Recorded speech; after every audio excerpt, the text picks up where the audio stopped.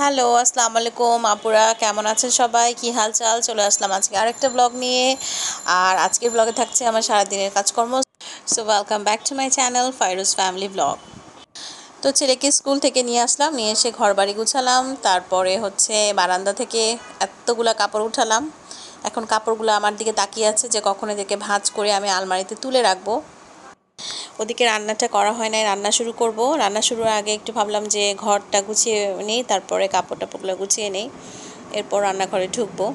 তো আরাতকে স্কুল থেকে নিয়ে আসলাম, তার আগে হচ্ছে বাজারে গিয়েছিলাম, ওর বাবার সাথে বাজারে গিয়েছিলাম, বাজার থেকে মাছ কিনে নিয়ে আসলাম। তো আজকাল আবার মাছ খেতে পারছি না, বড় মাছগুলো খুবই গন্ধ লাগছে। মানে আবার নিউজে পড়লাম যে বড় মাছগুলোকে নাকি মানে খাওয়ানো হচ্ছে, ট্যানারির যে বজ্র পদার্থগুলো আছে সেগুলো নাকি খাওয়ানো হচ্ছে। তো সেই মাছগুলো আবার আমরা খাচ্ছি, মানে কি একটা অবস্থা! মানে আমরা কোথায় যাব, কি করব? মানে বাচ্চা, আমরা তো বড়রা কিছু না কিছু খেয়ে তাও থাকতে পারি, বাচ্চাগুলো কি খাবে? মাংস তো ডেলি দেওয়া সম্ভব না। মাংসর দামও বেড়ে গেছে, গরুর মাংস প্রায় হয়েছে 680 টাকা কেজি হয়েছে, জানি না রমজানের ভিতরে আরও হয়তো বা বাড়বে। তো অলরেডি ভাত বসিয়ে দিয়েছি আমার নতুন হাঁড়িতে, আমাদের মা ছেলে একটুখানি ভাত আর শিং মাছ রান্না করছি। শিং মাছ কলা দিয়ে পাতলা করে একটা ঝোল করব। তো এত বেশি গরম পড়েছে যে আসলে ওই মানে কিছুই খেতে না তৃপ্তি পাচ্ছি না, তো সেই জন্য ভাবলাম যে কাঁচা কলা দিয়ে, একটু কাঁচা কলাও কিনে নিয়ে এসেছিলাম, তো সেটা দিয়ে একটু পাতলা ঝোল করছি। আর কাঁচা কলাকে কেটে তারপরে হলুদ পানি দিয়ে ভিজিয়ে রেখেছিলাম, কারণ কাঁচা কলার একটা কষ থাকে, তো সেজন্যই ভিজিয়ে রাখতে হয়। আর এখন রান্নাটা হচ্ছে, রান্নাটা হোক, এর মধ্যে আমি যে আমার আদার্স কাজগুলো আছে সেগুলো একটু একটু করে করব, কারণ এক জায়গায় দাঁড়িয়ে সময় নষ্ট করার মতো সময় নেই, কারণ অনেক কাজ আছে, একটার পর একটা করতেই হয়। কুকিং, ক্লিনিং, এছাড়াও এক্সট্রা অনেক কিছুই আছে, ডাস্টিং।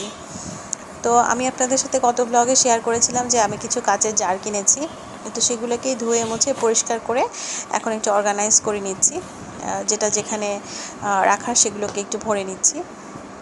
তো এখন এই যে চিনিটা ভরে নিচ্ছি, তারপরে আরও যা আছে সব কিছু করব। তো আমি রিসেন্টলি একটা জার্নালে পড়েছিলাম যে আমাদের মানুষের মানে বডিতেও এখন নাকি প্লাস্টিক পাওয়া যাচ্ছে।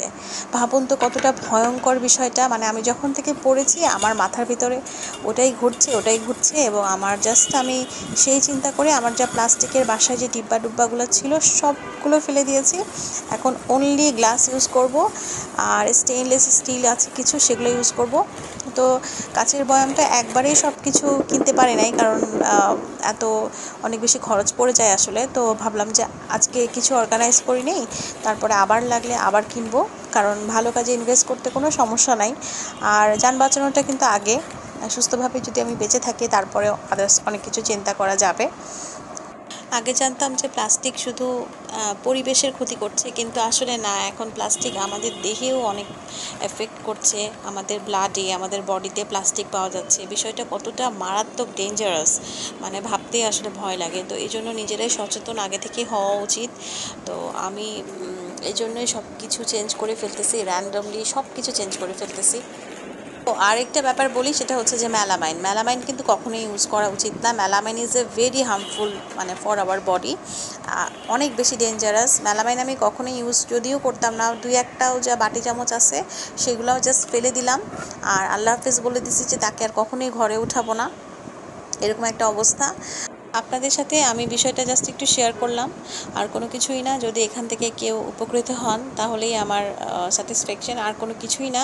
বিষয়টা এমনভাবে নেবেন না যে আমি এখানে এসেছি জ্ঞান দিতে, বা আমি অনেক বেশি জ্ঞানী সেটা জাহির করার জন্য আমি বকরগুলো করছি, বিষয়টা এমন না। আমি নিজে জেনেছি, এবং দ্যাটস ওয়াই আমি চাচ্ছিলাম যে আপনাদেরকেও একটু জানাই, দ্যাটস ইট, আর কোনো কিছুই না। আশা করছি কেউ নেগেটিভভাবে জিনিসটাকে দেখবেন না। তো আমার এই যে প্লাস্টিকের একটা কন্টেনার ছিল, চালের ডিব্বা, তো এটাকে আমি এখন চালগুলোকে কাচের জারে ট্রান্সফার করে নিচ্ছি। আর হচ্ছে আমার ওদিকে রান্নাটা প্রায় হয়ে গেছে, আমি চুলা অফ করে দিয়েছি।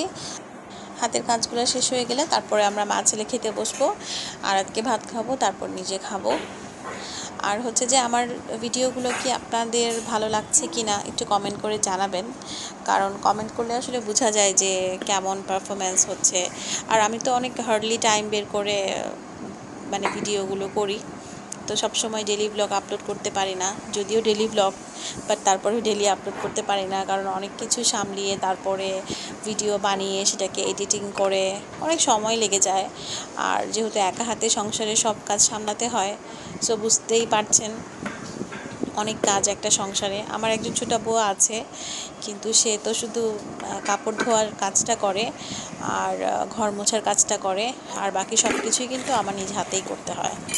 তো এই জন্য ওইভাবে রেগুলারভাবে আমি ভিডিও আপলোড করতে পারি না, এই জন্য খুবই সরি। যারা আমার ভিডিও দেখছেন বা পছন্দ করছেন, অনেকে পার্সোনালি আমাকে বলেছেন যে ভিডিওগুলো অনেক ইনফরমেটিভ হয়, তো থ্যাংক ইউ সো মাচ। অনেকেই সাবস্ক্রাইব করেছেন আমার চ্যানেলে, তো ভালো লাগবে যদি একটু কমেন্ট করবেন, লাইক দিবেন, এই আর কি। আমি তো আসলে ওইরকম ইউটিউবিংটা শুরু করেছি জাস্ট নিজের শখের বশে, নিজেই সব কিছু করি। এখানে আমাকে হেল্প করার কেউ নাই, বা সেরকমভাবে মানে প্রফেশনালি কোনো কিছু করছি না, বা অনেক বেশি টাকা পয়সা কামিয়ে বড়লোক হয়ে যাবো সেই চিন্তাতেও ইউটিউবে আসি নাই। জাস্ট আমার আগে রান্নার একটা চ্যানেল ছিল, ফাইরুজ ক্যাফে, সেখান থেকে আমার এই নতুন চ্যানেলটা, ব্লগিংটা করা, জাস্ট ফ্যামিলির মেম্বার্সদের সবার ইন্সপিরেশনে মানে ব্লগটা শুরু করা। তো একটু সাপোর্ট করবেন যাতে আরও বেশি ব্লগ বানাতে পারে, ইন্সপায়ার করবেন, এই আর কি, আর কোনো উদ্দেশ্য নাই।